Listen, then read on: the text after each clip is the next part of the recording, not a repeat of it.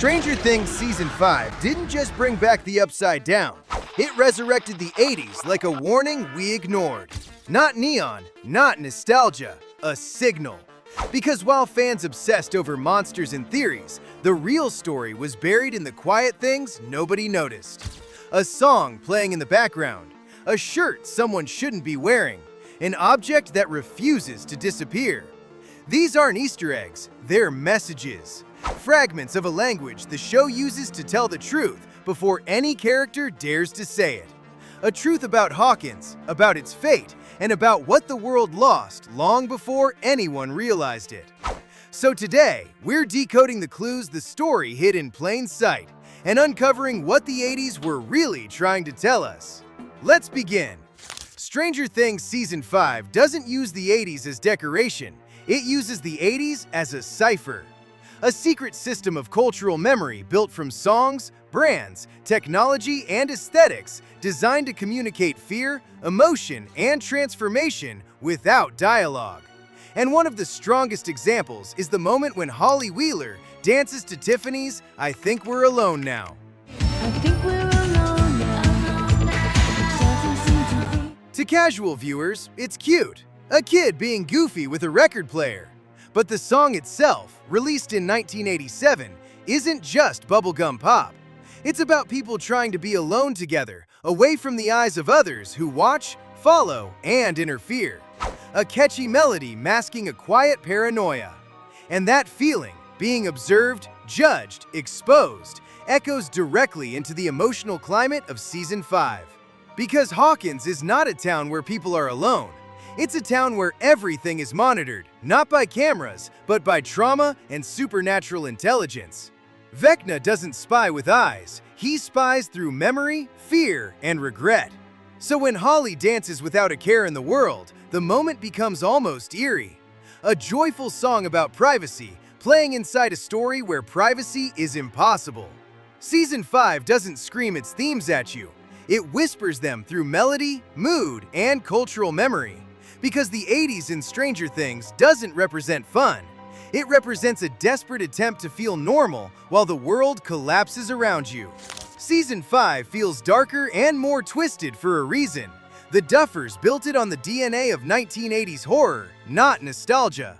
Not cameos, not references. Mood, structure, fear. Long corridors, slow pans, silhouettes swallowed by fog. This isn't modern jump scare TV. This is John Carpenter, distilled into streaming.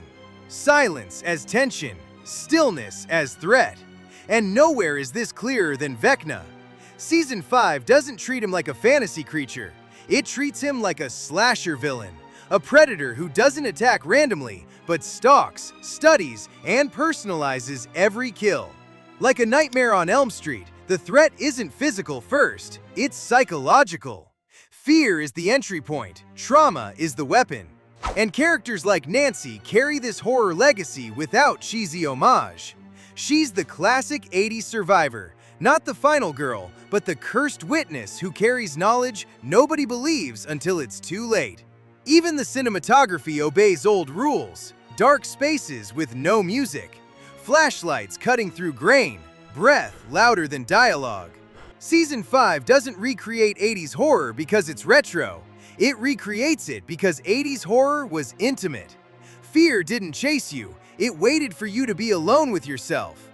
And Stranger Things brings that back, not as nostalgia, but as anxiety. Because in Hawkins, the real monster isn't the creature in the shadows. It's the memory that won't stop breathing behind you.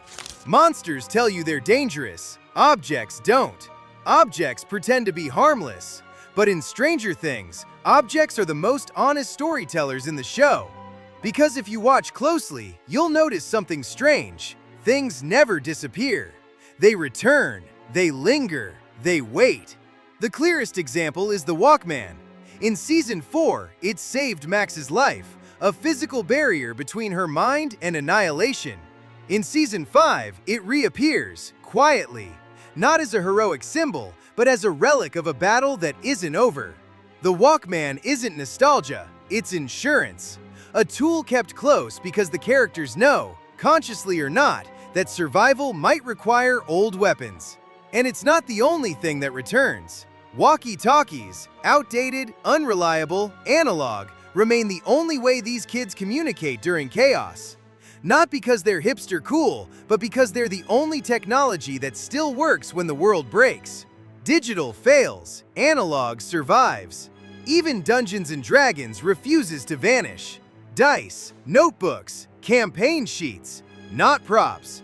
Maps, a child's guide to understanding monsters before they meet them in the flesh. Fantasy isn't escape, it's training. Objects in Stranger Things don't symbolize the past, they prepare for the future.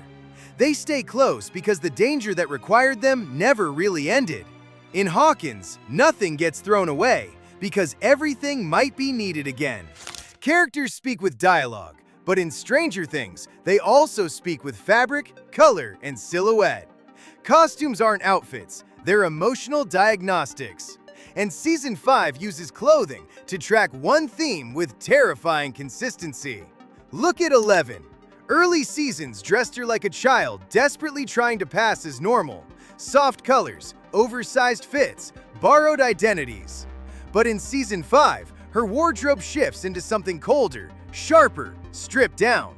Not stylish, functional. Not expressive, defensive. Her clothes don't say, "I belong here."